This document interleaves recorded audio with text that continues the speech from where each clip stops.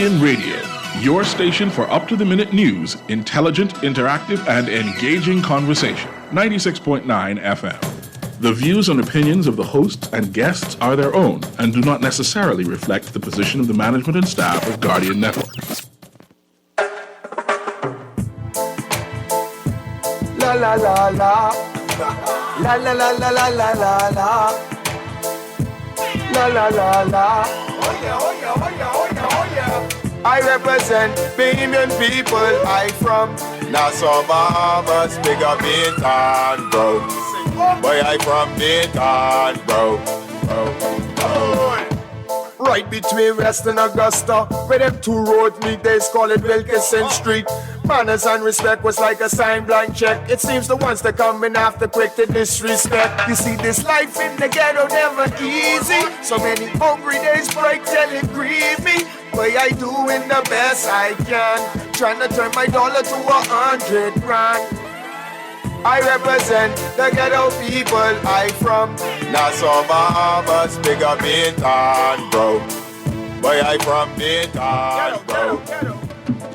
Good night, Bahamas, and welcome to Guardian Radio 96.9 FM. I am your host, Valentino, host of the talk show Inside the Inner City that premieres every Friday at 6:30 to 8 p.m. except holidays.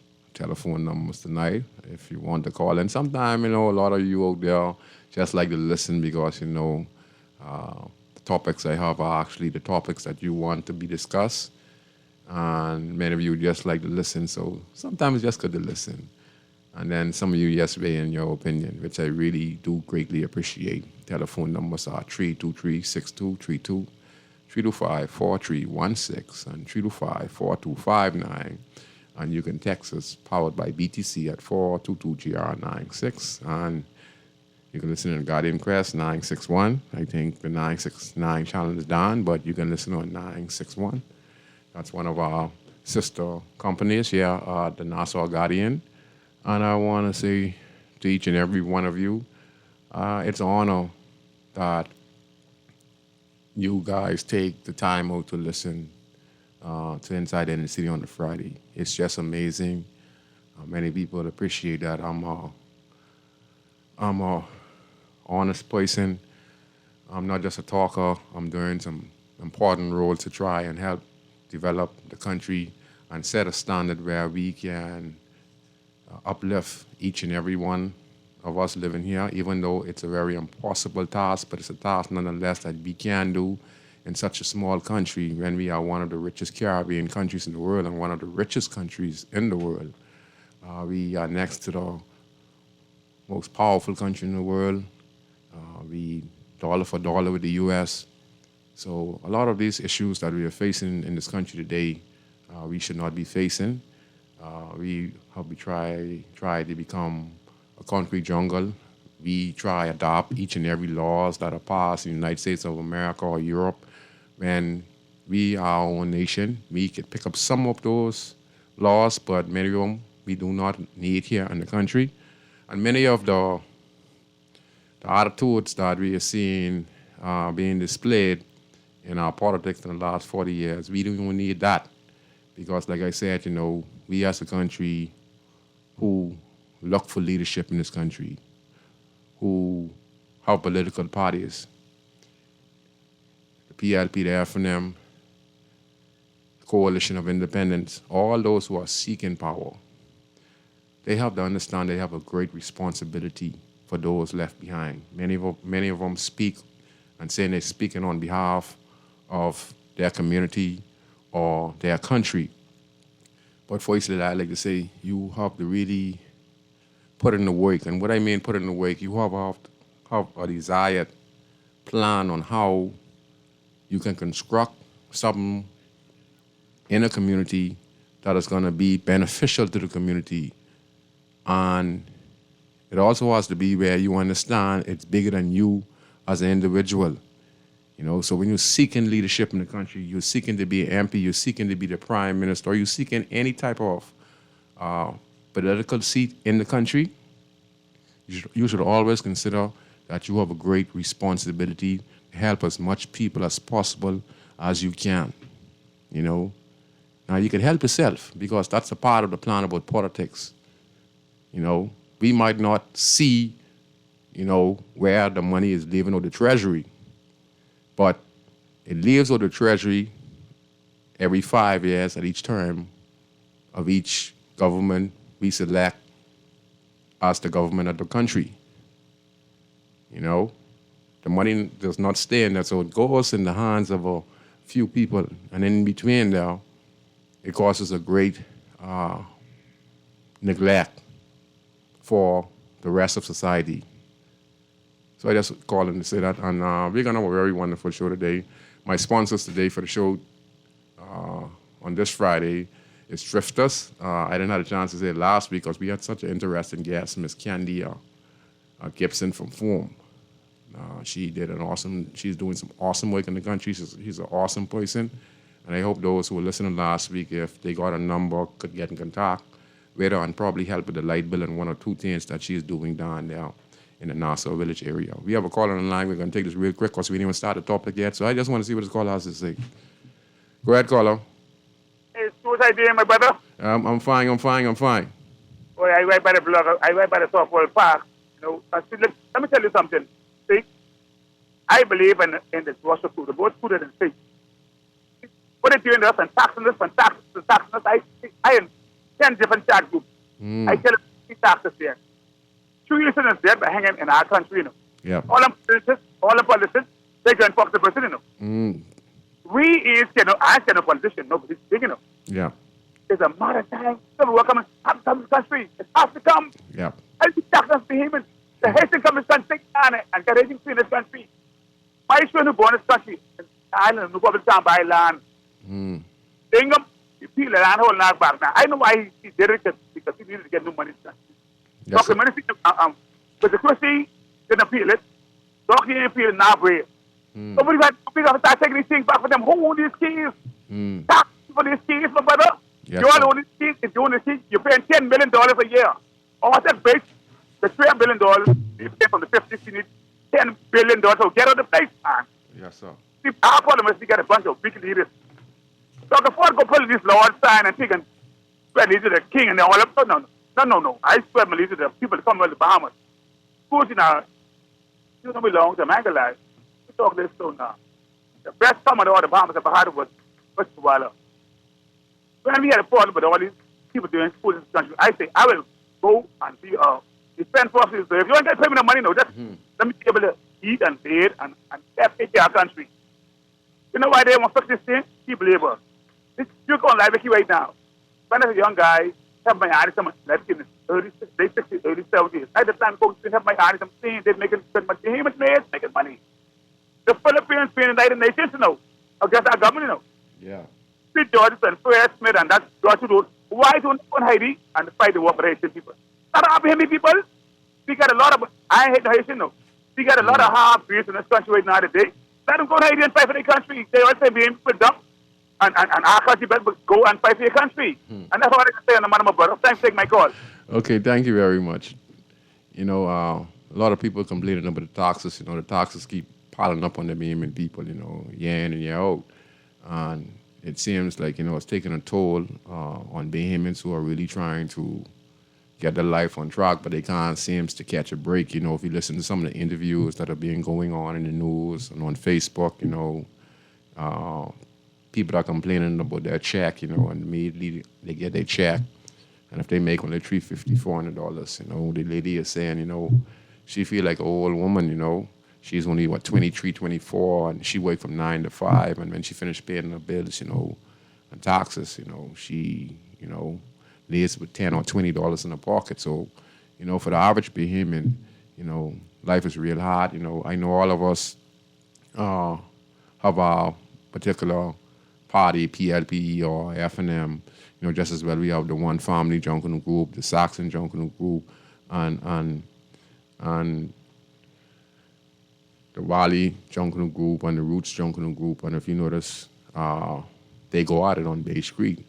But at the end of the day, when one of those guys pass away, you know, from either of those groups, you know, it's a different Junkanoo. It's about getting together as a community and show respect to a Valley member, or one family member, or a Saxon member because, they competed against one another, but most importantly, they were friends. So, they're not fighting and killing one another over junk canoe, in our politics in the country, they're not fighting and killing one another in politics, but they're fighting and killing the nation, they're killing the babies that are born in, disadvantaged, at-risk babies, going back 40, 50 years ago. I'm going to keep telling people this, that generation were drug babies and alcohol anonymous babies, back in the day. We must always remember this, and we have never recovered. And, there are many people out there saying, they grow up hard and everyone grow up hard. But let me tell you, that's a bunch of bull you're talking about, because the hardship was not brought upon us as individuals. It was brought upon us from men, leaders who said that, we're going to have a square deal, that if you support us, that we're going to give you a square deal. That means we're not going to leave you behind. When these people of power, got power, on the box of the names on the street. So when you're seeing Lewis Street, you're seeing Hayes Street, you're seeing Blue Hill Road, you're seeing Mason Addition, you're seeing Frederick Street, you're seeing all these different streets. You know who those people are? The streets that we live on today. All through Nassau, no problems, no highways. If you listen, and you saw when Tony William Darling won the 2 Olympic medals, you saw she got a highway name and honor for her outstanding ambassadorship, for the Commonwealth of the Bahamas. So in doing so, they name a whole highway after her. Sidney Poitier, Sir Sidney Poitier, the late great Sir Sidney Poitier, the same thing, we name a bridge after him. So each street that you see, that you live on, you might not know that individual, he or she, but those persons are the ones who contribute greatly to this country.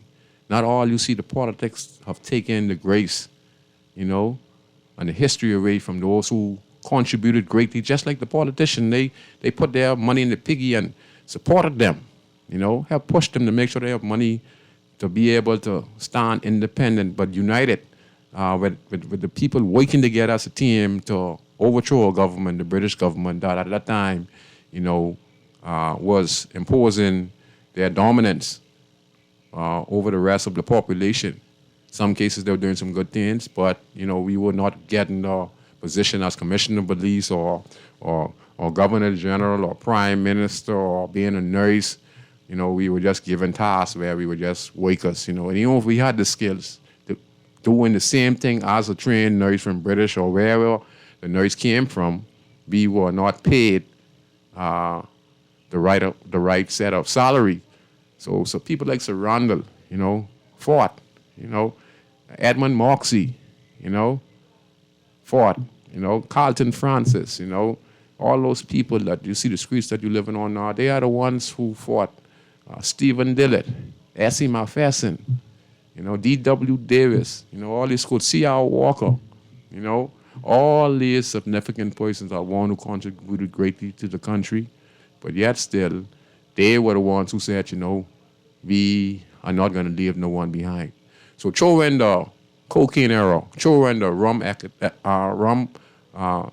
pandemic, I would call it, right?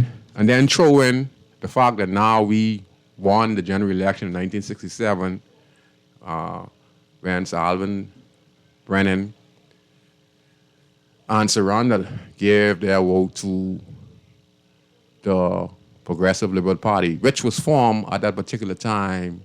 We had five members of parliament unelected before that. So this was the core, right?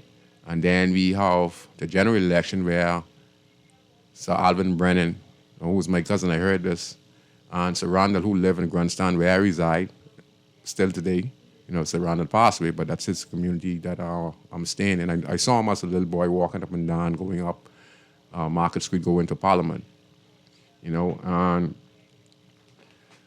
like I said, so many great people have contributed to the country, but this is what has happened. Tribalism, if you watch what's going on in the Free National Movement, if you watch what went on with the Progressive Liberal Party before the, what you call it now, the by-election, when the late, great Obie Wilchcombe passed away and there were candidates vying for the seat in Freeport. And then we had, Grant from the F&M. he, wanted to contest on behalf of the Free National Movement. And then we had, what's the one from PLP now? I got his name right here somewhere. But anyway, he contributed to on campaign in Freeport under the PLP bond, and he was successful now. He got sworn in a few days ago to be the new member of parliament for Freeport. But I just want to play something to show where we're at, and then we're going to continue the conversation. And this is just in Jamaica, right? And like I said, I have nothing against politics. Like I said, I don't have nothing against democracy. I believe the system is okay. I believe that the individuals who assume these positions, especially us brothers who are black, we tend to let power get to our head, and we tend to just check for ourselves or check for a few others and just go by the system and how the system runs. And we forget that we have a task. We have a task to look at the fact that we have 100+ murders every year, and this is affecting each and every family in the country. We have to understand that we have a fact of high unemployment in the country, and we have no idea on how we can get unemployment down in the country, even though we have a major tourism industry in the country that has been at its highest with tourist arrival by plane, by boat, and I'm talking about 7.7 on a new record, and we're looking to go anywhere from 8 to 9 million this month alone in December. Next year, we're looking like, again, about 9 million tourists, but they're actually customers, and yet still, where they're spending millions and millions and millions of dollars, and yet still, we have high unemployment in the country, and we have a high crime rate in the country, So I just want to play this flick, and then this Justice in Jamaica, and then we're going to continue the conversation. Mr. Roll, could you play that for me, please? Because the government of Jamaica, they are not helping the people. They are helping themselves. It's a serious problem with Jamaica. And the people of Jamaica are some masquerade. Them have something named safe seat. Tivoli Garden will never turn PMP. Jungle will never turn GLP. So how we are going to get away from PMP and JLP? Jamaican people are idiots when it comes to politics. Them like them friend and who them mother and them papa and them granny did vote for. Tradition politics them a vote for. Me vote for Jamaica. I'm in love, freedom, and happiness and goodness. Me not like PMP, me not like GLP, me like Jamaica. Because the government of Jamaica, they are not helping the people. That is a music artist right there. And himself, he supported political parties. Me, when I was younger, I was a diehard PLP. I believe in the organization. I worked with Sir Lyndon Pinlin, and after him, I worked with many other ministers in that administration at that time. I also worked with the Honorable Perry Gladstone Christie when he came in power. I worked with many ministers in that administration. I also worked under the Hubert Ingram administration.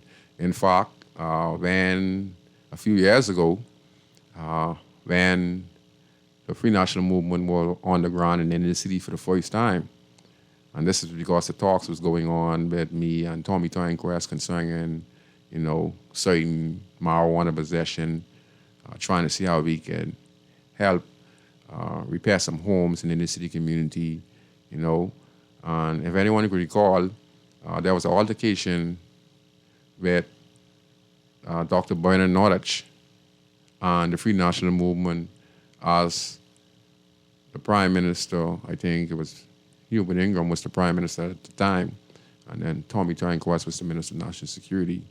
And I think the Honorable Dr. Bernard Nordich, the late Honorable Dr. Bernard Nordich, he was in opposition at the time. And as they were walking, I think around CB Moss area, there was a confrontation with the Minister of National Security, Hubert Ingram, and the PLP crew of people. And, Ingram decided, we're going to leave this constituency. And if you want to have an interview, he said this to the media. Someone was telling me this. And he said, if you want to have an interview, go on Hay Street Park where Valentino Brown and Scrooge is. And I'd be down there to give the interview. And as he said, he was on Hay Street Park. And this is the first time that Ingram ever stepped foot in the inner city community. And he gave his speech, and one of the things he stated that the old city market was going to be turning into administration office. And then he said he was willing to buy lots in the inner city community, turning them into low-cost homes. And these are some of the suggestions I was given to the Minister of National Security. And he also laid this on to the Prime Minister because they was getting info on what needs to be done in order to help the people. Now, some of their ideal was probably to see how they can win the next general election. You understand? Nonetheless, I had my own strategy. My strategy is to find people who have power to see if I can convince them. I'm not a PLP, I'm not an FNM. Like I said, I was a PLP for many, many years. But then I seen being loyal to a party, and if it comes to you giving your soul to protect an organization that is not doing what it's supposed to do, and which I mean we are supposed to help those who vote for us, the small man. And if you're not doing that, you're offending me because I'm a small man, you understand? And I take it personal because I'm a people's people, you understand? I like to see people happy and I like to see people doing good. And if I know I'm in a position to talk to some people who has the power to make a difference, and they decide to slow down the progress because it's not in their best interest, or they don't have a desire to listen to what you have to say. Richard, if they do these things, it'll be so easy for them to win the general election, to win the hearts and minds of people.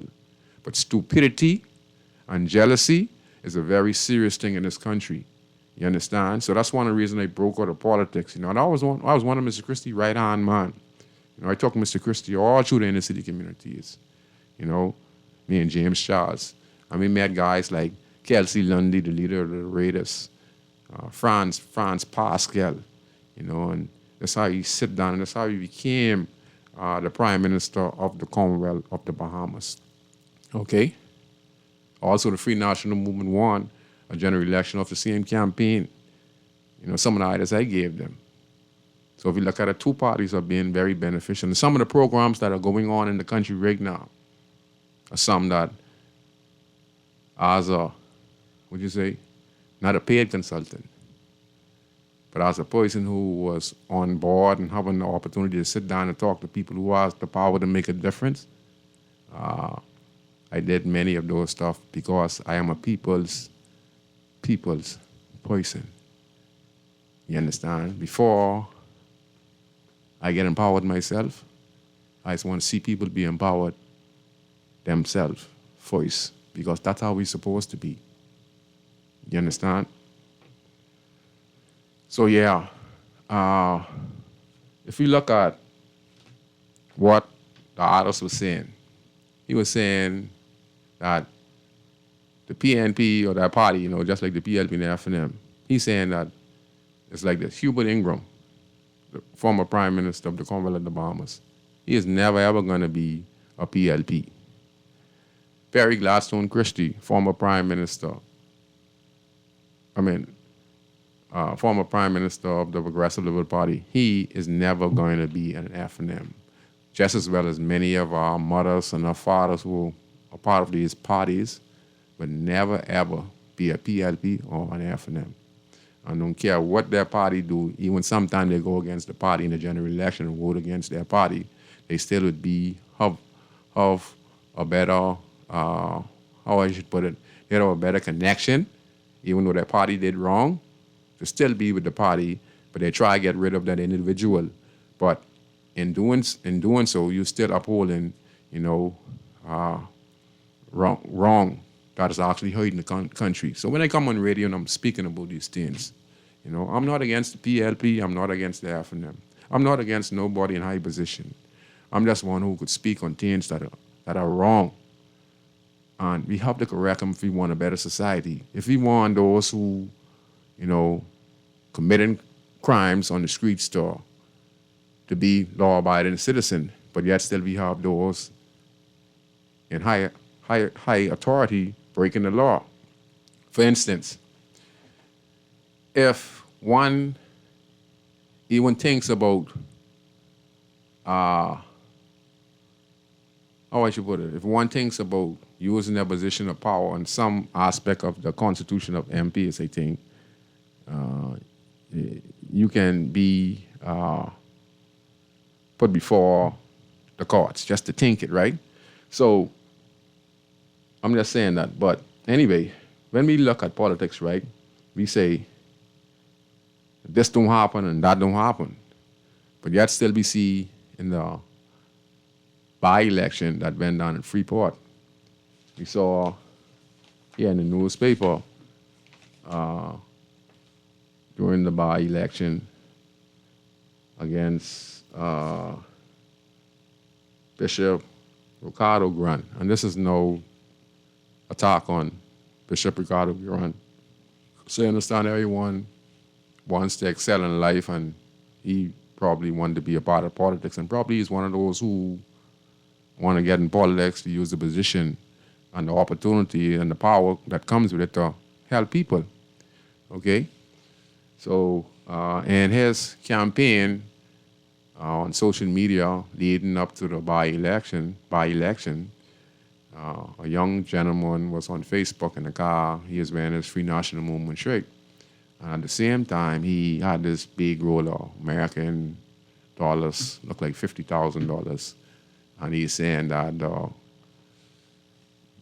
Bishop Ricardo Grant from Freeport, who contesting a seat in Freeport, saying Bishop said the money got to go. So we have here, in other words, it's not about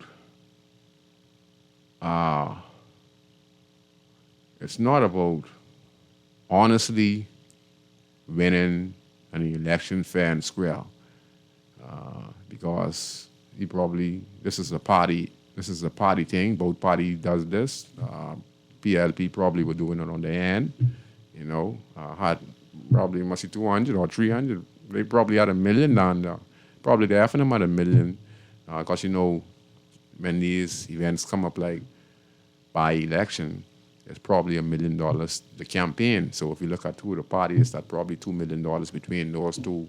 You need your SD, you need your shirts, you need refreshments, you need music, and you're going to be campaigning going door to door. So in there, most Bahamian people right now, those who are undecided and those who are PLP and FNM, but when they see this kind of time where, the seat is vacant, or election time, or general election, or by election, they want something in their pocket.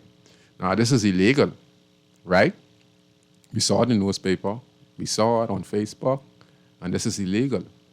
But yet still, it was there on behalf, as far as the incident concerning, we were expecting, or those who were expecting, this young man to be brought up on charges or whatever it is that he said, or wanted the explanation to why he made such a comment. Well, they asked the Bishop Grant, I guess, if he is looking to press charges against the individual for slandering. I mean, so sad slandering his name on social media, and he declined. So it tells you that in between there's some truth to the situation. But like I said, this is a practice. Now, what is the harm being done there? Well, if you don't see the harm, if you don't see something wrong, then that is on you, But this is our country, and most people go into politics, and most people who are on the streets are either people who are dedicated to the party, and the party has not really done nothing for them financially, and they keep forgetting that both parties, when they hold this position, if you look on social media, you'd see where these ministers after they leave, the news media to be sharing you where a minister building a house here. A few ministers, government officials, ministers building their house. So I hope that each and every one of you who support these political parties, I hope you're getting the houses like how we saw, I don't know if it's true. They said Travis Robertson. They said the honorable former minister being in Grandstand. They said former minister of education Jeffrey Lloyd. I'm not saying it's true. I'm wrong. Mr. Lloyd explained it a few years ago. So I'm just saying that's the rumors. It's being spread. We saw former minister. What's the lady name now? Ahmad's daughter. She was questioned. So then we have Adrian Gibson.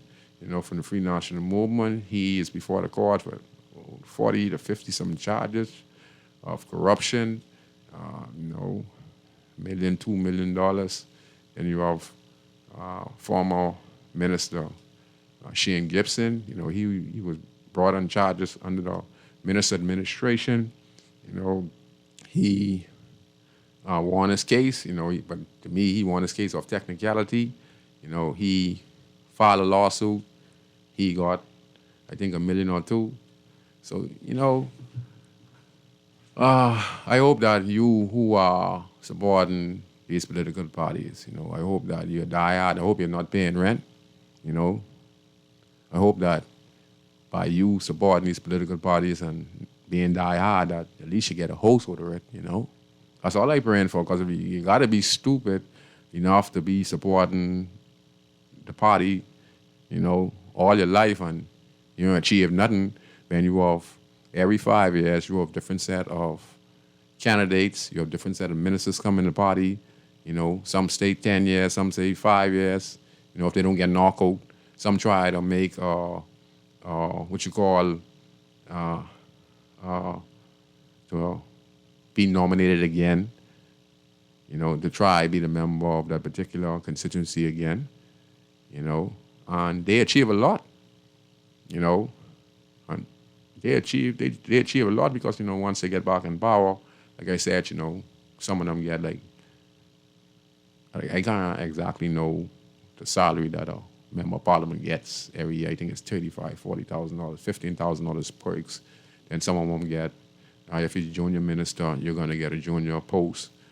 As a junior permanent secretary, a job that could pay you anywhere from $60,000 to $70,000, and then you would have, the prime minister provide, an excellent salary. So at the end of the day, a junior minister, who looking to do a 5-year term, time he is finished, where all the connection he has made, he could get deals with plumbing supply, electrical supply, property, and all this stuff, because he's a sitting member and they know how to get you all the red line tape. So they have more opportunities, You see? So that's how the system is set up.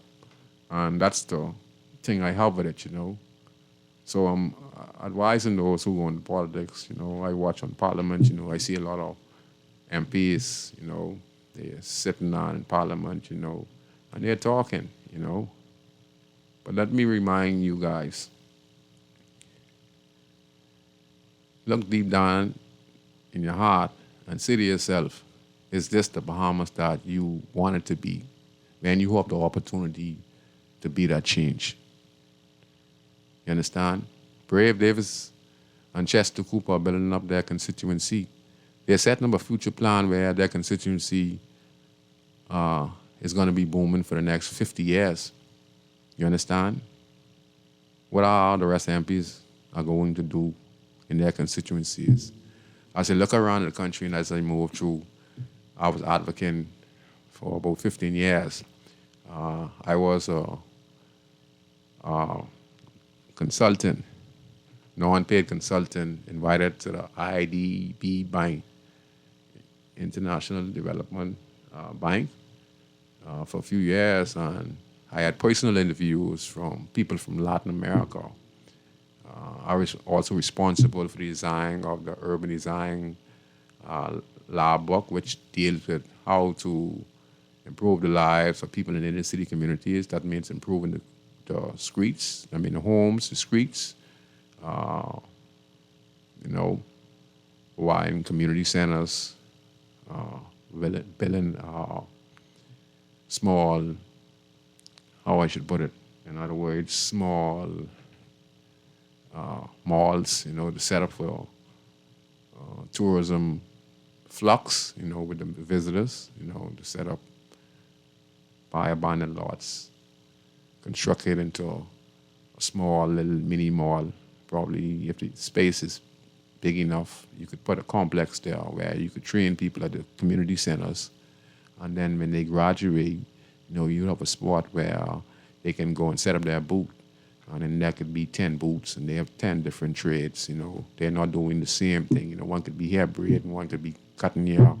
One good at making jungle dolls, one good at, cooking, but you have them set up in one particular spot, and they're not competing against one another.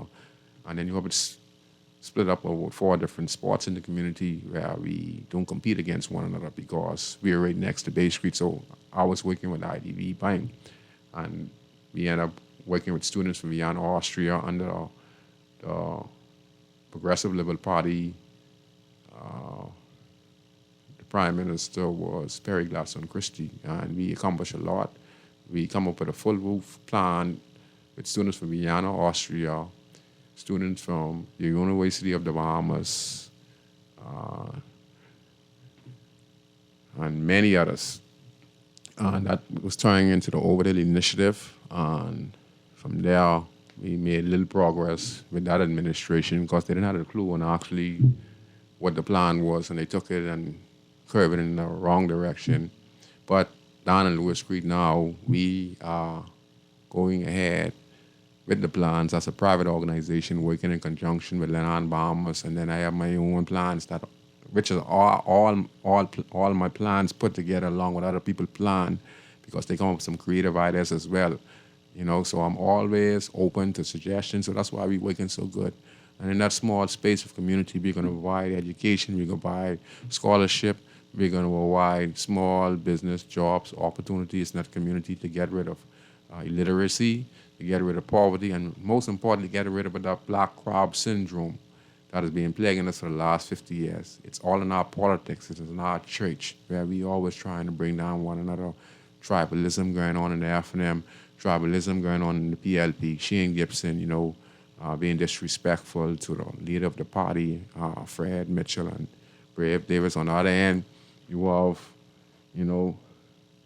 big altercation going on where people are being attacked in the Free National Movement. Is that with all the stuff going on in our country today, and these the people who say they want to be in charge of the country, and those who are in charge of the country, they are behaving, in a manner, not so pleasing to the general public.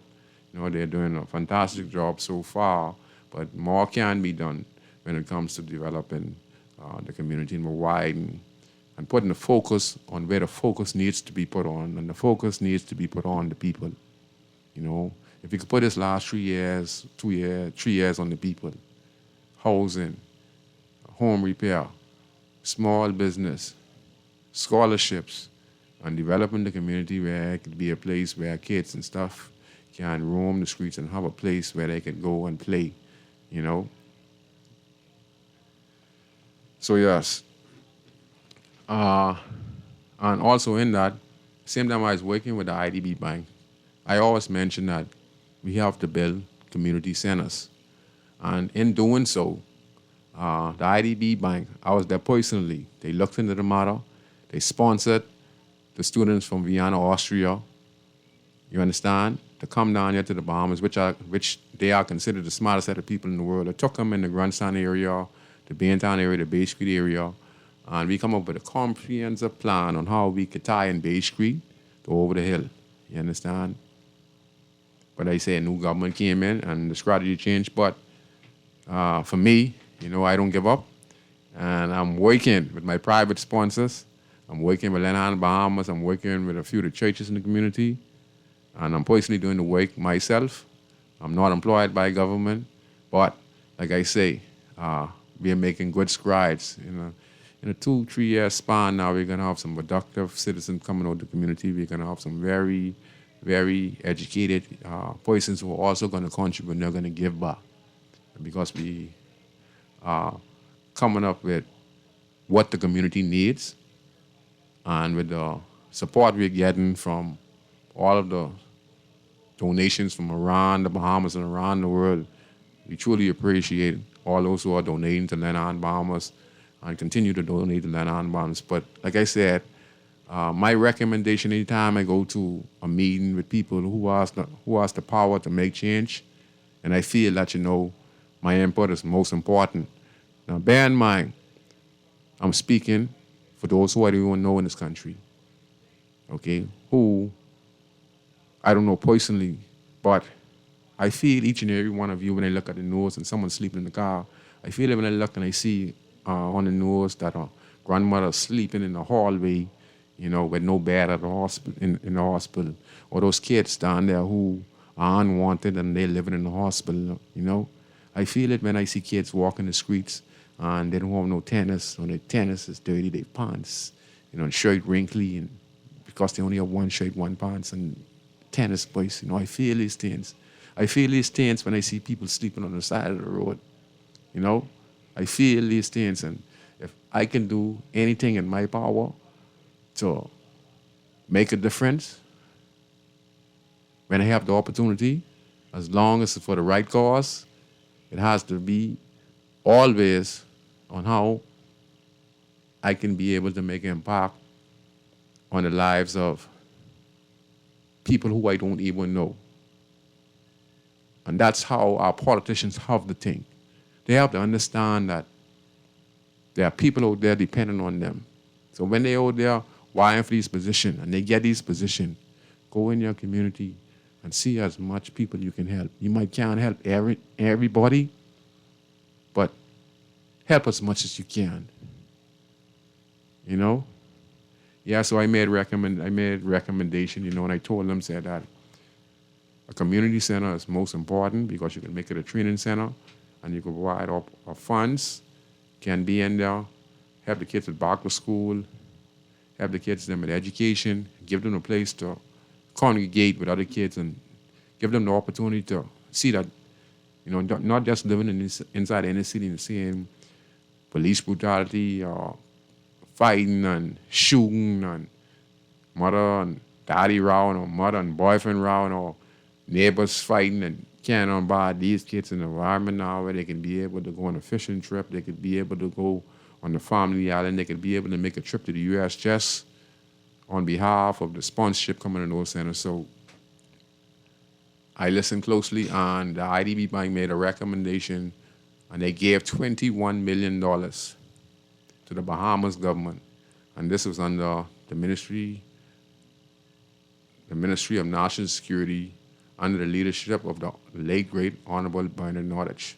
Before the Honorable Bernard Nordich knew that there was a $21 million was going to be given to the government of the Bahamas, I already knew that because I was sitting on to the IDDB table and they made a suggestion that they were going to sponsor $21 million to build community centers around New Providence based on the fact that I was sitting on to them at the meeting as a non-paid consultant thinking of an idea on how I can get them involved to contribute to the development of the country.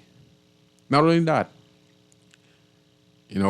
sometimes I talk about former Prime Minister Perry Gladstone Christie. You see the urban renewal program? You need to find out how to get started. Who gave Mr. Christie the idea? That's a deep disco. And many more. So I'm just saying, you don't have to be a politician to make change in the country. That's why none of them can't say none to me. Because I know what I've already contributed to this country.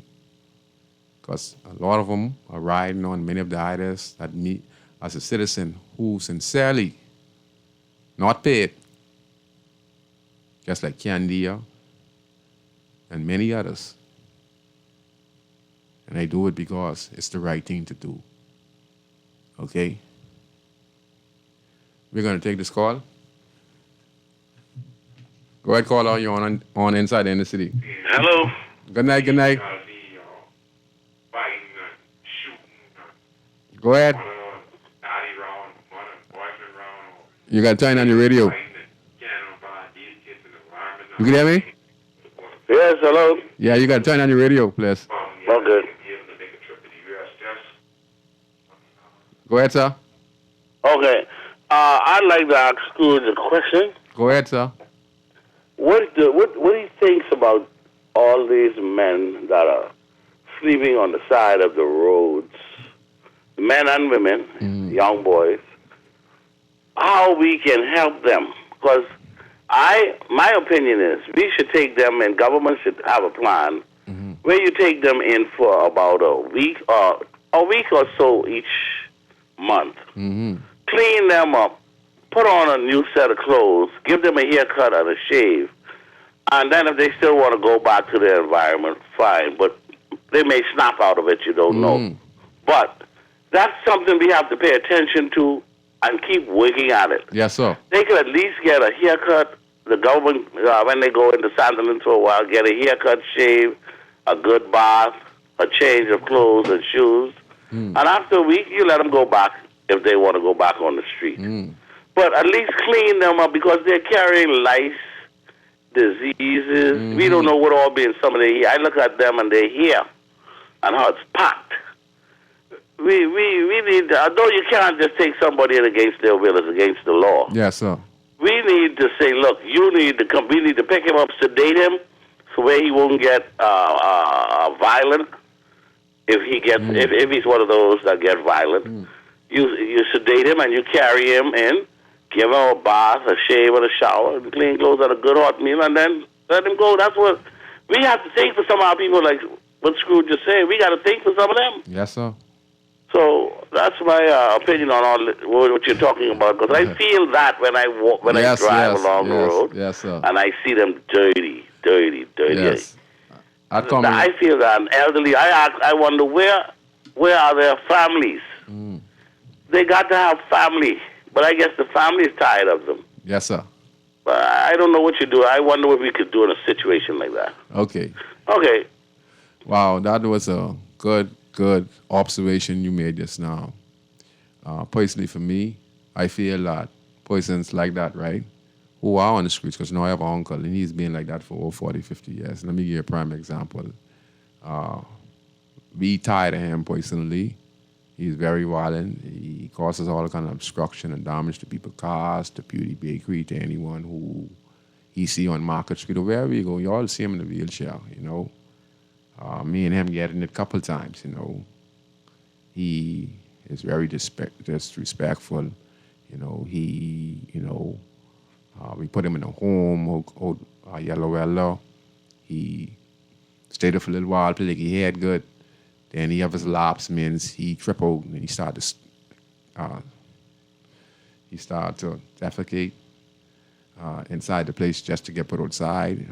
When he comes out, he goes to Sandlands. He stays there for a little while. He straightens up. They release him because they say they can't hold him against his will no more. He's responding to all the treatment. They put him out. And he's back on the street again. He almost loses his life. He's sleeping on the side of the road. I don't know how he's still living. This guy sleeps on the side of the road. His head is be in the road. I tell you, I was like passing, sometime driving. I would see him sleeping on the side of the road, whether it rain, sunshine, or whatever. This guy don't have no feeling. I don't know how this cause is miss him. Sometimes I just be holding my heart, The only thing I can say, only God can change him. My suggestion is that most of these people, they are mentally ill. I think what we can do is understand that people who are mentally ill, they need to be put in an environment where there are a lot of animals, so they need a shelter, like this gentleman was suggesting. They need a shelter, but a lot of animals and a lot of trees, and they like to do those kind of stuff because that's the only thing that's going to change their minds. You understand? Because the world that they're living in is completely, they look at it differently. But if you put them in an environment where we build shelters and then, we have a nice, beautiful garden and we have some animals, that they can go and play with and go explore. We have people watching them, This is the only thing I can suggest for them. But we have to be able to pick them up off the streets because we have a great responsibility as a society. And many of them, their family are tired of them, honestly speaking. Mothers, brothers, uncle, cousin. Just recently, we saw where a gentleman, light his his grandmother, his mother, I think his grandmother and mother tried to light him on fire. So there's a lot of mental health people out there who we have to think for them, and the thing for them, we have to take away their rights. Means not to say take away their rights. Similar, we're thinking now about taking away bail for those who commit serious crimes in the country, because 42% of those who come out of prison on murder charge are actually killed on the streets of Nassau, New Providence. So now the police, Commissioner of Police, he's suggesting, and then a few other persons are suggesting that there should not be given bail. The reason why? Because they are danger to the society. That means wherever they go, people looking for them. They would cause innocent people get shot, because wherever they go, they'd be a target. So they could go fish fry, guys follow them, and guys are shooting at them and end up shooting somebody else because of them. So the system is thinking now about taking bail back from person like that. And they're doing it in some cases, and yes, and so like the caller suggests, people who are mentally ill. I've been watching something, and I watch this documentary, and it shows you where mentally ill people who are mental health, post-traumatic stress disorder, like places like farms, and a lot of trees and fruit trees and animals and stuff like that. That is good for them, and keep them there, and then see if they will adapt over time, But other than that, they'd probably have to stay there until they die. But at least it'd be a place where you can be able to monitor them. They're safe. They're not in an environment where they'd become a danger. Because my uncle on Market Street, Prince Brennan, he is a problem to everybody. He's a problem to the police. He had the police car. He spit on people, curse people out. He stole and all. He feces all over the road. Man, I tell you, it's crazy. And you can't blame us as a family member, because we provided everything for him. And his mom house, who passed away to Lewis Creek, he had more clothes than me and you put together. Okay? My grandmother put him in insurance to make sure that if anything happened to him, he'd be taken care of. He has that also. My family don't even bother. So, yes. So I hope I had a caller just now, because I just trying to explain that part. So, yeah, for me, the tribalism in the party is what disturbs me most. Like I say, democracy ain't so bad. It's just the individual who hold a position. But the tribalism between us and the PLP, and we're not giving everyone a square deal, we have to work on that. We're going to take this call, and then we're going to continue the last part of the show. Go ahead, caller. You're on Inside in the City. Yeah, good evening, Scrooge. Good evening to you. Yeah, great topic, of course. There seems to be a new hangout on Poinciana for the homeless, right? Yeah. And the guys with the hair matted down. Inside the inner city, we got a guy with his brush his teeth on the sidewalk by Market Street, between Market Street and Woodford. He walked the road with his pot and his toothbrush. These are the type of things you've seen, but you notice the increase in the number of people who are losing their minds. Right? Yeah, they have no future. But I got a joke for you, military. I didn't know that's your uncle in the wheelchair. That's the wheelchair outlaw. Yeah, that's my uncle, Prince Brennan. Every morning, when I cycle, and I ride up, he's always by Purity Bakery. Right. The most he'll be south is by Lewis Street and the junction. Yeah. And then one time I was coming, because sometimes I use East Street and come back south. And I saw him by where Big One was, throwing overload, dumping in the road and breaking bottle one morning. That's the first time I ever saw him acting like that. And cars was passing, we were slowing down, he was disrupting traffic and all of that. And I shouted something to him, but I know he's out of his mind. I didn't bother him or attempt to do anything. You understand what I'm saying? But he has a lot of energy, because what I saw that night, I was surprised. It was a kind of shift from his normal behavior. But what I'm saying is, remember now, in World War II, when during the Nazi reign of terror, the people were allowed to walk past and see people emaciated and suffering on the ground and walk past and act normal. Society is engineering humanity to do just that, okay? What happens is you become desensitized to human suffering, all right? So remember, I would have spoken about the experiment a couple of times on the radio in which they use mice. And they had them restricted to a small area. And they increased the population of the rodents, right? Gradually, they increased the population of the rodents in this confined space. And then they induced rations, like food rations. Mm-hmm. And what the study showed was that they became violent towards one another. They stopped reproducing, etc., etc. Because it was survival. Very belligerent towards one another. This is, of course, one would be naive to not to know that any experiment done with rodents is really designed to see what will be done with humans. Okay, so I don't even have time to entertain any dubious BS. Now, what happens is you have to realize this is what it is. So it's they're looking for the in the book, The Brave New World. You can go and watch one of the quick videos. They put the children, let them play ball naked amongst one another on a piece of mat. Books on the left and plants on the right, or vice versa. I can't remember everything. But what it did was they induced electrical shocks to the rug so that the children would grow up hating books and hating the plants and nature. And so something you said is very crucial that most people don't understand. These are the things that really helps you keep your sanity. You can't know God and see God and remember God if you're surrounded by a concrete jungle without love. You understand what I'm saying? Yes, sir. Should we live in the inner city, Scrooge? They'll be surprised if me and your psychological outlook in this thing would be called the world. Maybe a good thing to do, too, is do the inner city. I spoke about the impoverished and the suspension of human rights during the search warrant.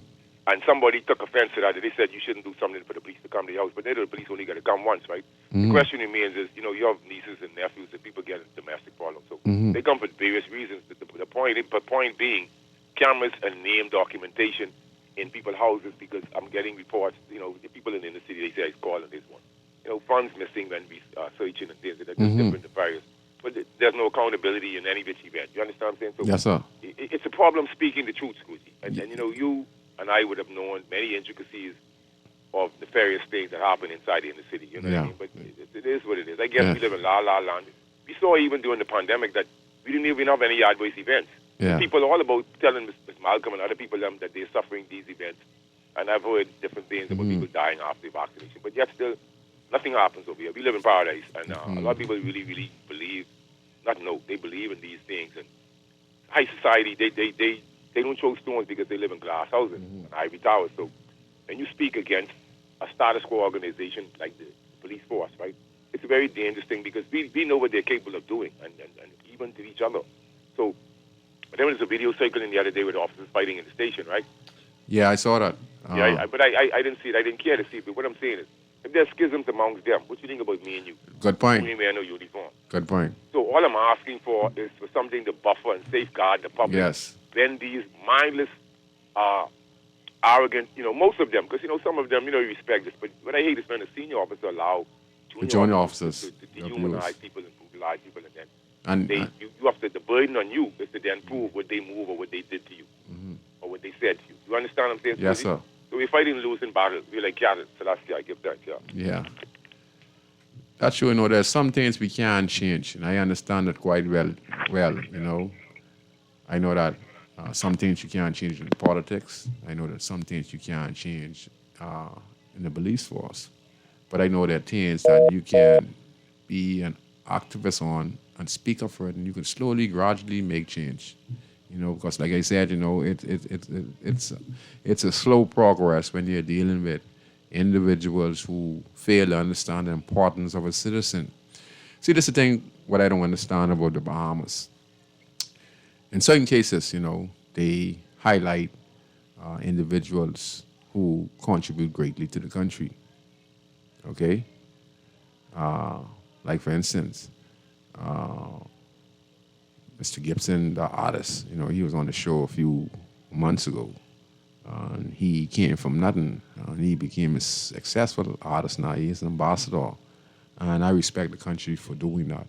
Just as well as our Mongol,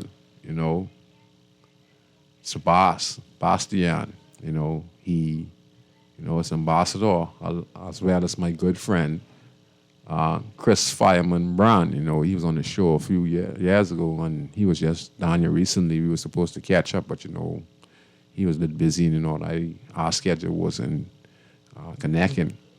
So, I appreciate that, The thing is with our country is that we exalt some of we leave some of the people out who are contributing greatly to the development of the country. When you're a prime minister, you look for people who are doing great works in the inner city community and you exalt them. You know, you show them that they're real ambassadors for the country, you know, and help empower them in whatever avenue and whatever field they're in that prospective community. Because empowering them, you're going to empower others. And this is a plus to any leader in the country, you know. When you look at the army, you would see soldiers go out there and they go out there and they get the Purple Star, you know, for bravery, you know, and valor, you know, some of the highest honors you can receive. And that medal is treated with the utmost respect because that person did something extraordinary, you know, for others. And we need to acknowledge and listen to some of the persons who sit to the table. They don't have the type of power that our legislators have, but they have a type of power that could help the legislators to make the right idea that it can actually help the party get reelected, but also help the country move forward. On the point 52 was talking about just now when he made a point about the two officers in the station. Well, a few weeks prior to that, you know, I was on the police case talking about some of the things that they need to change in the organization, because I'm not against the police. You know, the police keeps the country safe. You know, without the police, you know, we live in a chaos society. You know, there are many good police on the Royal Bombers Police Force, but there's also a lot of rogue police on the Royal Bombers Police Force. And the thing is, you're fighting against spirits. And when I'm saying you're fighting against spirit, you see my uncle, Color, Prince, I truly know that he has demons, okay? I know this personally. Just like the demons you see in Legion, he has them. And we have a lot of people in this country who has a lot of demons just like him. And if you can't see it, you're a fool. You understand? Because I can tell you, he is calm now. He have no drug habit. When he ready, he smoke some weed. When he ready, he go buy some coke, get some coke. When he ready, he drinking rum. When he ready, he ain't doing none of that.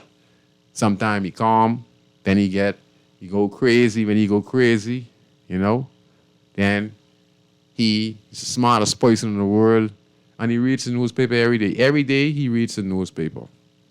So he knows exactly what's going on in the country, but he has demons. There are a lot of people in this country who has demons, okay?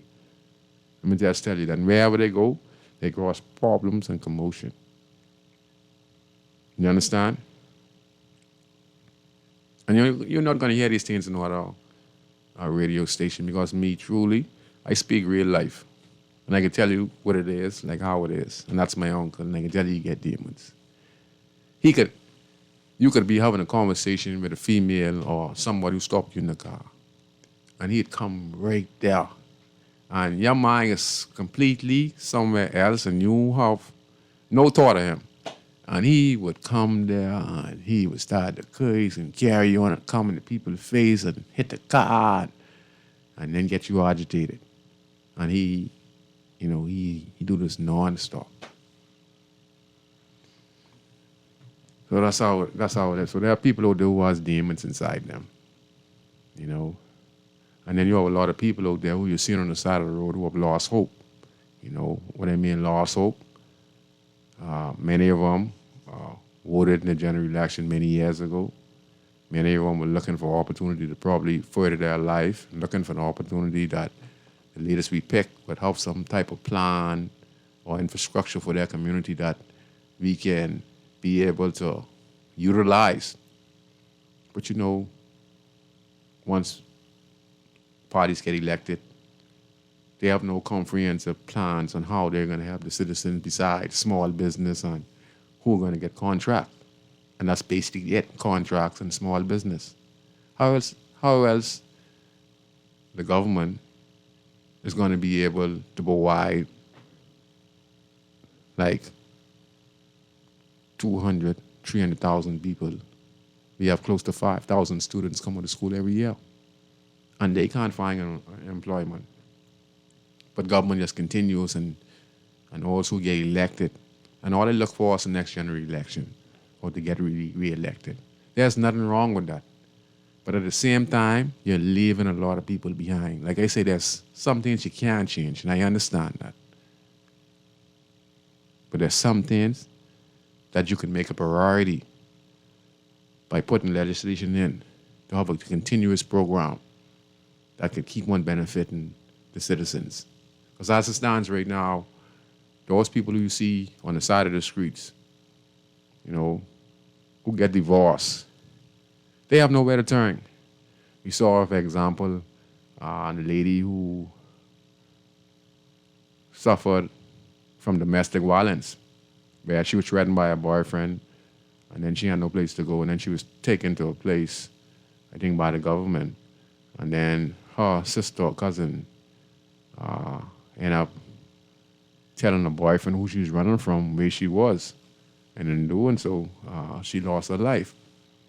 And that's the case of domestic violence. We also need to develop domestic violence places where we could get people who are at risk from domestic violence and find a place to put them which are safe. So government's going to have to find a way, someplace out, a few different spots, and just build complexes, that can house person who are fearful of their lives, they're involved in a relationship where they're not feeling safe, they don't have no place to go because, like I said, there are so many people in this country looking for an opportunity, but it's rarely none. Even though, like I said, we have one of the largest tourist destinations in the world. We're closest to America, Florida, and yet still we have a high unemployment in our country. This is ridiculous. You understand? All of those visitors are customers. So you're trying to tell me we can't find ways on how we could teach our kids trades that could actually benefit in numerous fields of tourism. You get jet ski, you get fishing, you get water sports, you get tour guides, you get taxiing. And there's so many other things that we could add to those 5,000 students who come into the school area and how they can benefit from the tourism industry so that we don't have no unemployment problem in the country. But yet we have the resources right here in our own eyes, but we can't capitalize on it. But Chester Cooper and Brave Davis is capitalizing on it very well. Pay attention. The Prime Minister of the Commonwealth of the Bahamas, look what he's doing in Cat Island. And look what the Deputy Prime Minister is doing in his constituency. And see if they are not building up with hotels, roads, clinics, Airbnb, and tourist destination. And they are going to use the guest that comes on those cruise ship to be able to empower the citizens of their community so they could have a safe seat. So no one's going to beat Brave Davis in the next 15, 20 years unless it's God. No one's going to beat Chester Cooper. I mean, they might lose the election, but they're going to hold their seat because what they're going to do in their two constituencies based on investment, foreign investment. And then these are ideas of Chester Cooper and these are ideas of the Prime Minister. You understand? So they're making themselves strong. So that's why when you listen to, I think that's Bonnie Killer, and he's talking about Jamaica, and he's telling you, say, he ain't no PNP and he ain't no this and that. He say he is a Jamaican, but Valentino Brown is a Bahamian, even though I am not really a Bahamian. I mean, I'm a Bahamian here because, independence and stuff like that, but I'm a part of the world. But the Bahamas is where I was born and where I will die. You understand? They're doing major investments. And if we could think the same way in the Bahamas, a lot of these problems can be solved because people who are running away from their relationship, a female like that, she could have been living with her boyfriend and she wanted to move. So he used her as a So let me see what he uses as, how we call this. He is working, he brings the fun. He tells her to stay home. He don't want her to go nowhere because he's working. He knows she's not working. And it could be vice versa. The girl, the female could be doing the same thing to the boyfriend. He's staying home and she takes advantage. But what if the two of them, were able to help their finance because, there's a lot of opportunities in the country. There's no need to go to Canada. There's no need to go to the U.S. There's no need to leave the Bahamas to go be a nurse in America or some other part of the world. The Bahamas is going to be your first choice once you go to school and you do your 4 or 5 years or 6 years of nursing study or your doctor study 7, 8 years. You could come to the Bahamas and have a good salary. You don't need to go live because there's not a great salary if you become a doctor in the Bahamas. And these kind of things we got to look into. You understand? 743. So I'm all for Bahamians, I'm a Bahamian. And right now, as it stands, we're leaving a lot of people behind. And I think politics is our biggest reason. I think religion is our biggest problem. Because, like I say, listening to the words of the Bible, and everyone say they worship Jesus Christ. He never went into the church. He never had a church. You understand? But he was able to feed 5,000, 4,000. He was able to travel the world and help millions of people who he crossed paths with. You could say financially, you could say spiritually, but he never, ever went into a church. Why is that? So the thing is, people who are Christians, we must remember that the Romans are still in charge of the world, right? Nothing has changed, okay? The Roman Catholic, is everywhere in the world, and Rome is in charge of the world. And if you are a Christian, and you know that the religion comes from a pagan religion, and you're a part of it, you used to reverse psychology and start to care for your brothers and sisters. Use it for what it was intended for. If the devil had it for bad, right, you use it for good. Using it for good means you understand that the system itself was designed and persecuted the same persons who speak about the Roman society. You're talking about like John the Baptist, Joshua, who they call Jesus, Moses, and who up there is Hebrew names. Okay? If we know these things, we're supposed to be a peace-loving country where the churches are taking care of their neighbors. They're going down the streets and seeing people who lights are off, kids who, at-risk kids who are causing problems in school. The church is involved in their school studies and stopping by the house instead of in church on Sunday. Why not let's go and have church to this at-risk young boy and see what the problem is. We know what the problem is, but let's just go and say, you know what, we're going to have a church service here where we're going to cook some food, we're going to sit for this family, and we're going to come here like for 2 months, and we're going to make sure that all their needs are met. So we're going to help them with their light bill. We're going to go and talk to this little boy teacher, we're going to get him back in school, he or she, the girl. We're going to see how we're going to be able to help fix their house, and we're going to cook. We're not going to allow them to cook, so we want some of the congregation in the church, you're going to volunteer, and we're going to go there and we're going to cook for these people and we're going to pray for these people. So this is what the church is all about, because Christ did it. And that's what I want the church to do. Stop sitting in the four walls and just go to people. Just go to their house, With the church, you have 2, 3, 4, 500 people at the church. So make it your business.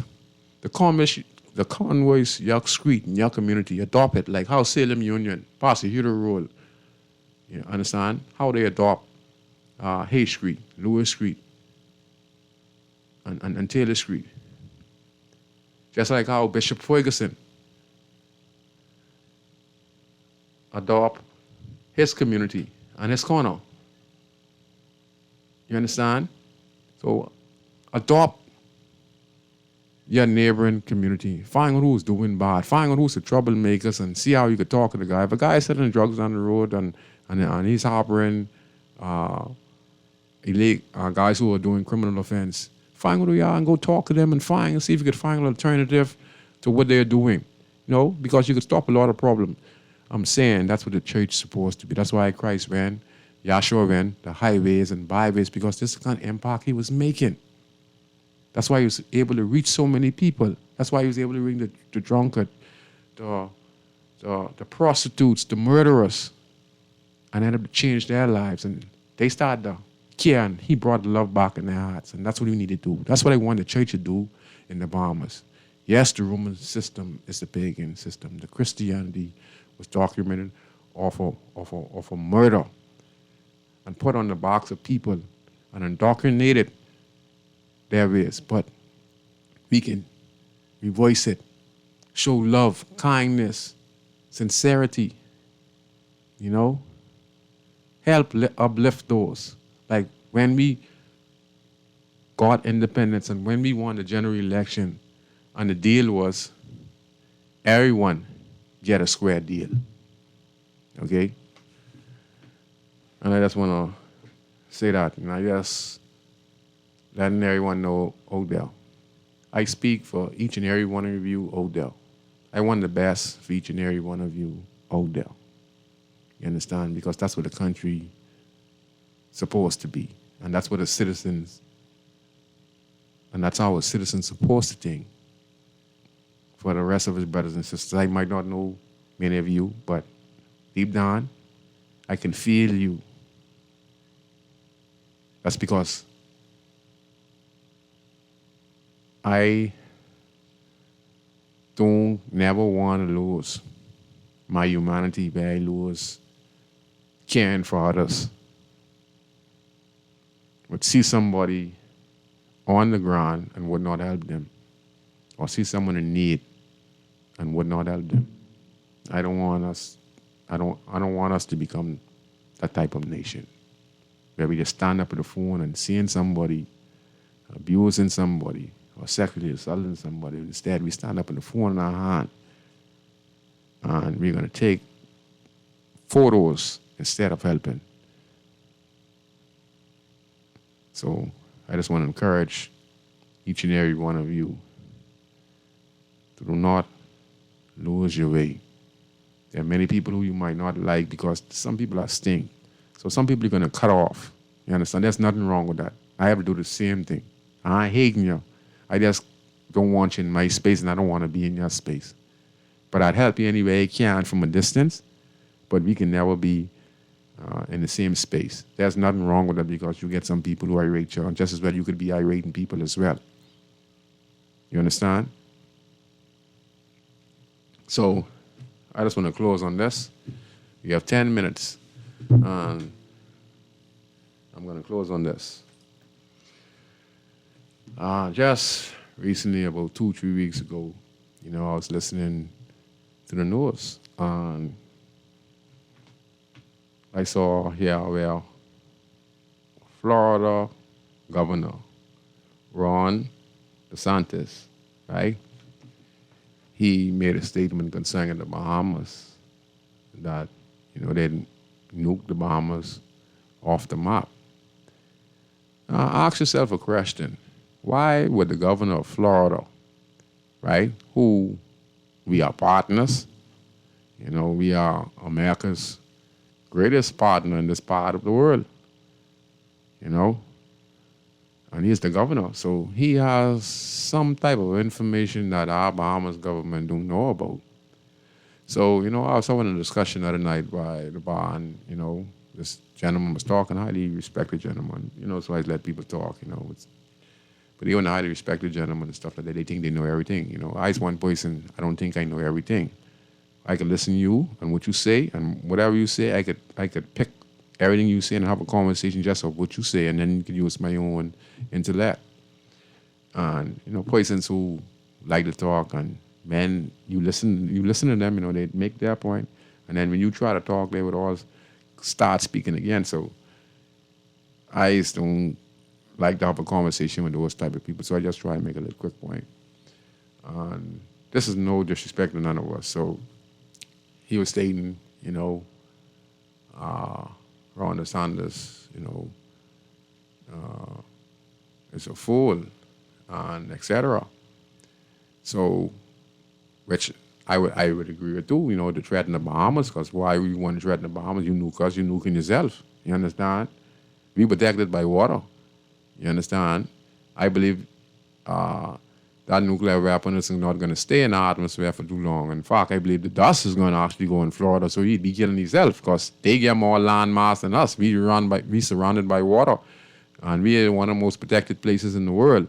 So even if he was to think something like that, there's repercussion because there ain't going to be no Florida. Because when the ash fall, after they let off this nuclear weapon, where we's going to let off, the ash is actually going to fall on Florida, so it isn't going to be no Florida. So I know how that's going to work. But the question was asked, he said that, your boy is a fool. So I say, let's think about the scenario. So I say, why would you want to call him a fool? Now, I call him a fool too, but it's just a conversation. So he said, let me put his words. Let me just make sure I say his words that he said to me. He said, he's a fool because, he don't know nothing about the Bahamas. So I said, a governor of the United States of America who has the technology and has been spying on the country for over 100 years on the Bahamas, and we a test dummy for the U.S. You can check with our cellular phone. You can check with our cables run. We a test dummy with our what my cousin always talk about the deck still, the G4 or the G5 tower. We the test dummy of the world. They were spying on our phones and stuff like that. You saw it internationally, so we the test dummy. So he has stuff information. Now, I don't know how smart this gentleman is, but, he's highly respected political permanent secretary. And he was talking. So I just listened. So I say, this guy has a lot of information. He said, yeah, well, he know nothing about the Bahamas. So I said, why all this coming about? So all this coming about now is because the situation with Hamas and Israel fighting in the Middle East, which in the Middle East is actually North Africa back in the day. There's only a river separating Israel. Check it out, people. Israel, and that's not actually Israel. That's a new state in 1949. But if you look at it, all of it was North Africa many years ago. And then, those who came to claim the land, they name it Israel. So, like I said, so we started to talk. So I say, because of that. So he said, what do you mean by that? So I say, you got to think out the box. I say, now, if you look at our ship registry and our maritime, and this is what people don't understand, look at the maritime law. The maritime law trumps the land law. Maritime law is what the world is governed on. Listen to me, people. Do your research. Maritime law is what the world is governed on. You have what I say? And I get defying all this. So the laws of the land ain't as powerful as the maritime law. Okay? So anyway, I say because of the war in the Middle East. And he say, what that has to do with us in the Bahamas? I say, well, we have a ship registry. See, a nice thing out the box, and I'm a very intelligent young man because I asked Father for knowledge, wisdom, and understanding.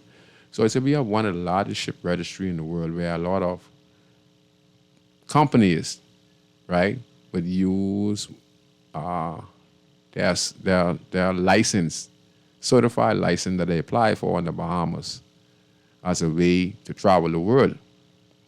And because the Bahamas is not on a terrorist watch list, and we are a non-violent nation, means that we are no threat to no nation, okay?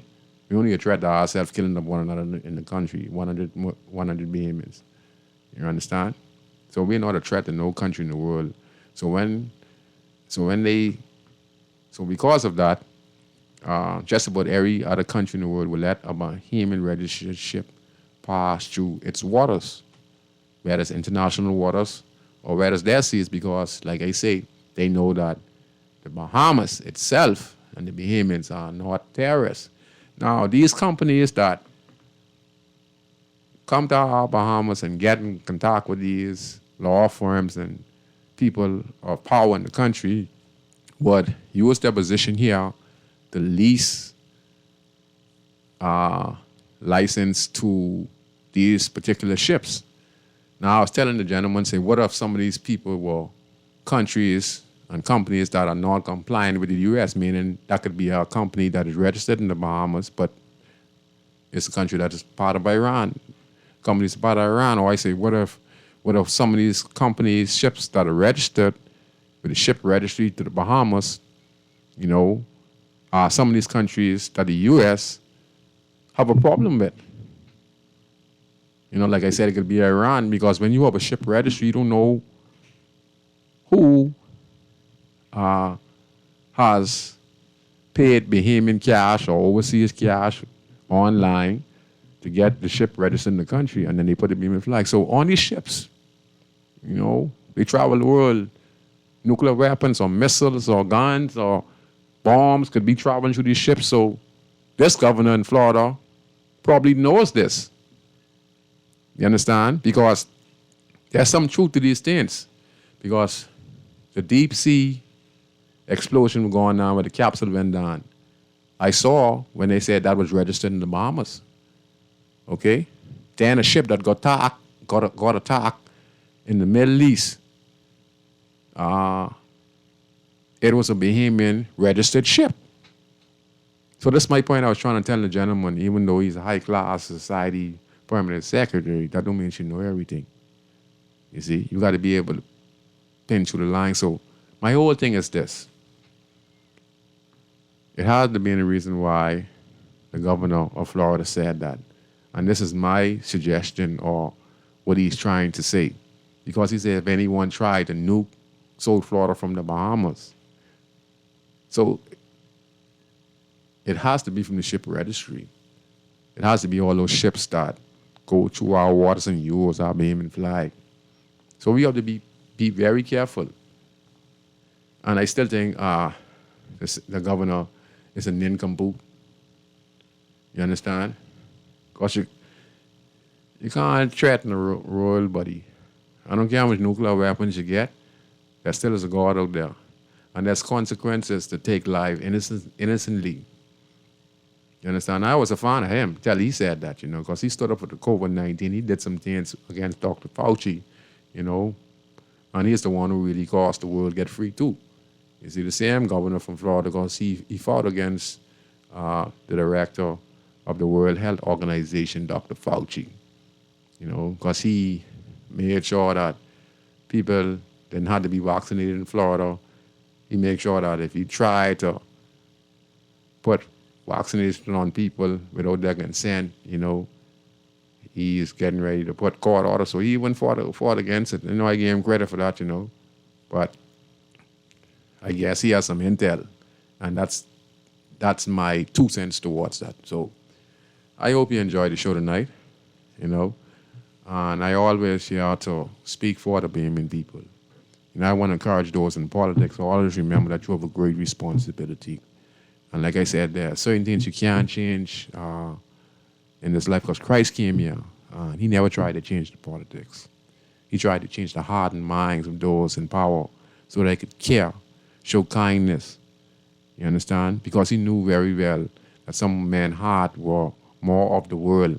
And if anyone read the Bible, who does this world belong to? According to when I read the Bible says this earth belongs to Satan. Okay?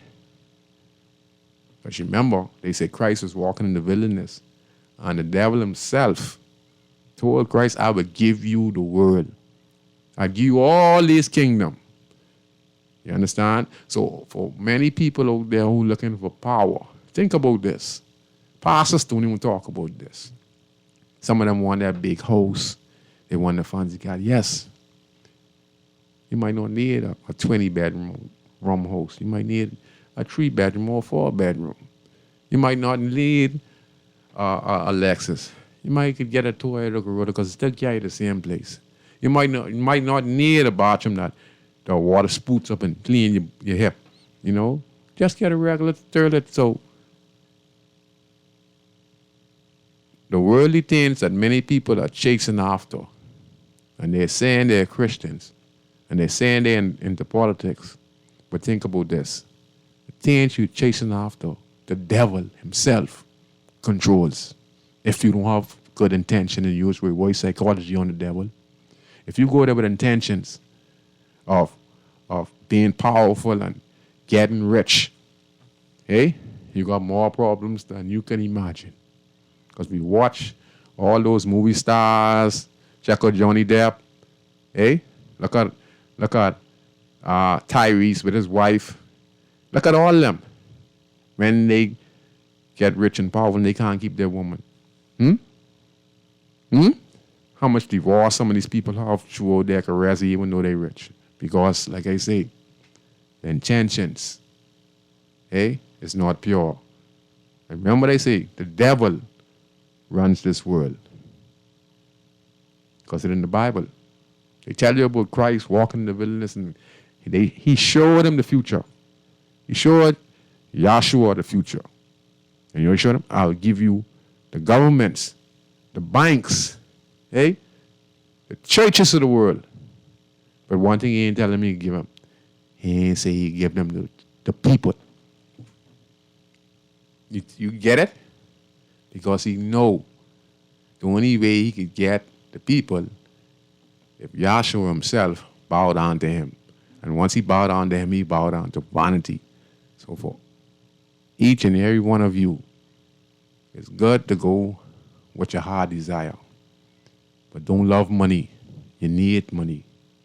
But don't love it to do anything for it, to turn your backs on your brothers and sisters. Okay? You need it. You understand? But sometimes you could do without.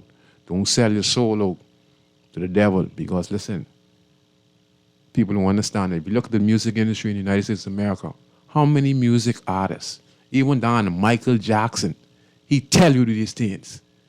And what he tell you come to pass. And he said he was going to get killed. Okay? And what happened in the music industry? They sign. And they sign these millions of dollars. And when they sign these things, they sign on to orgies and sexual intercourse with animals and this one and that one because that's the way of life of the cult of people who are in that part of that world they're living in. And that's the devil.